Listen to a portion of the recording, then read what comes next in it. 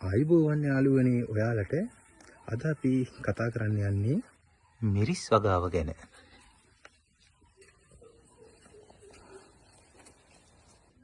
ඉතින් මම මෙන්න මේ මිරිස්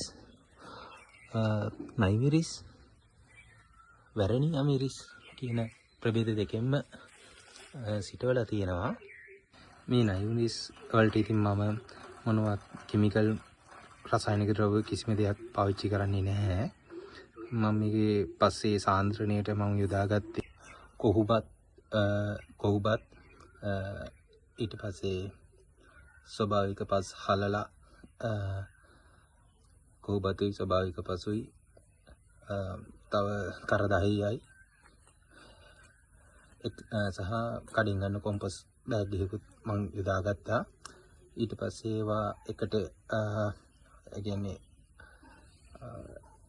කොටස් 4කට වෙන් කළා සමාන කොටස් 4කින් 4ට කී අනුපාතයෙන් තමයි ඒවා ඉඳවන්න ගත්තේ.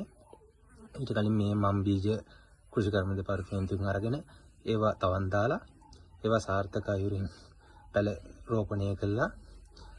ගෙදෙද්දීම තමයි මේ වැඩේ කරගත්තේ. ඉතින් ඊට පස්සේ පැල ආවෙන් පස්සේ මම ඒවා ඉඳුවා. ඉතින් මේ සිටවා ගත්ත පැල මගේ ඊට මේ ලොකු ඉඩක් නැති හින්දා මම නම් මෙතන ළඟින් තමයි මේ තවන් දාගෙන තියෙන්නේ. ඊට පස්සේ මේවා තවන් දාගෙන මේ දැන් මම ඉන්නේ ගාල්ල දිස්ත්‍රික්කයේ. මේවා ඇත්තටම මේ වැස්සත් එක්ක අමාරු හින්දා කුඩා කාලේදී net එකක් පාවිච්චි කරා. ඊට පස්සේ තමයි මේ පැල මේ ගානට ටිකක් ලොක් කරගත්තේ. මම ග්‍රෝ බෑග් වලට අමතරව මේ බිමත් මේ ආකාරයෙන් පස් කොටලා අර මිශ්‍රණයම දමලා පොල්ලිලි වලවල් පොල්ලිලි අතුරලා හොඳින් සාරවත් ලෙස සැදීමට අවශ්‍ය වටපිටාව සකස් කරගත්තා. ඊට පස්සේ මේ හොට් පෙපර් කියන වර්ගය නම් මේ ගානට වගේ ලොකුනෙන් පස්සේ ටිකක් දැල්ල කඩා ගන්නවා. මොකද එතකොට රවුමට ඒ ගස් ගන්න පුළුවන්.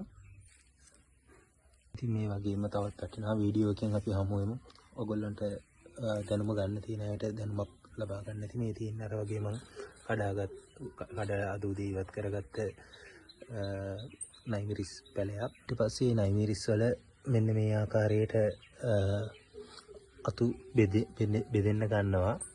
ඒ අතු බෙදෙන තැන් වලින් මල් හට ගන්නවා. මේ මගේ පළවෙනි පාර තමයි මාත් මේ වගාවක් කරන. මට එහෙම ලොකු එක්ස්පීරියන්ස් නැහැ. මම මේවට ඇත්තටම මේ කෘෂි රසායනික කිසිම දේවල් පාවිච්චි කරන්නේ නැහැ. මට ඕනේ ඇත්තට මේ කට්ටිය දැනුවත් කරන්න මේවා පාවිච්චි කරන්නේ නැතුව අපිට මේ වගාවන් කරගන්න පුළුවන්. මේවට අපි හදන්නේ ගොම ලාඩප්පා කියන්නේ වැටමාර. ඊට අමතරව වල් සූරියකාන්ත කියන මේ කොටස් තුන එකතු කරලා එකට අනුපාතයට කොටස් තුනම දාලා 3ට 1 අනුපාතයට ඊට පස්සේ 3ට 1 අනුපාතයට දාලා වතුර දාලා ඒ ගහන්න පිරෙන්න. ඊට පස්සේ ඒක සති 3ක් සතියෙන් සතිය කවලම් කළා.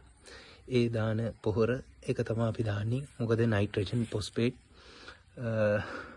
පොටෑසියම් කියන NPK සංඝටක ඉතින් මේ ගස් වලට අවශ්‍යයි.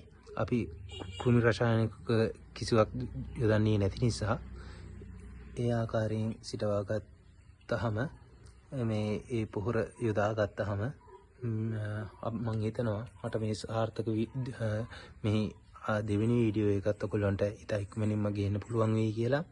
මේකට ඊට අමතරව ඔයගොල්ලන්ට තව පුංචි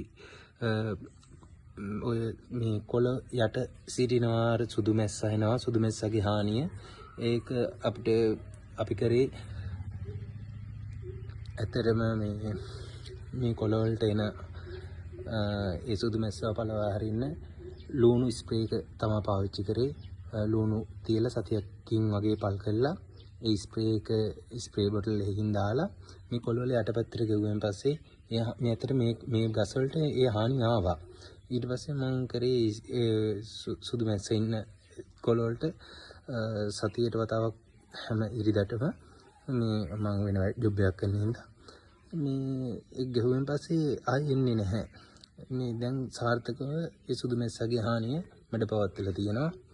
අපි දැන් මේ වගාව මීට තව සති දෙකකින් විතර මම ඔයාලව හමු වෙන්න. මොකද වෙන්නේ කියලා මේ වගාවේ විස්තරات එක්ක. ඊට අමතරව මම ඔයගලන්ට ලබන සතියේ තක්කාලි වගාව ගැන පොඩි ෂෝට් මේ වගේ වීඩියෝ එකකින් ඔයාලට ගෙන එන්නම්. බොහොම ස්තුතියි. ඔයාලටත් වටිනවා නම් මේ වීඩියෝ එක ෂෙයා කරන්න, ලයික් කරන්න. එහෙනම් බුදු සරණයි.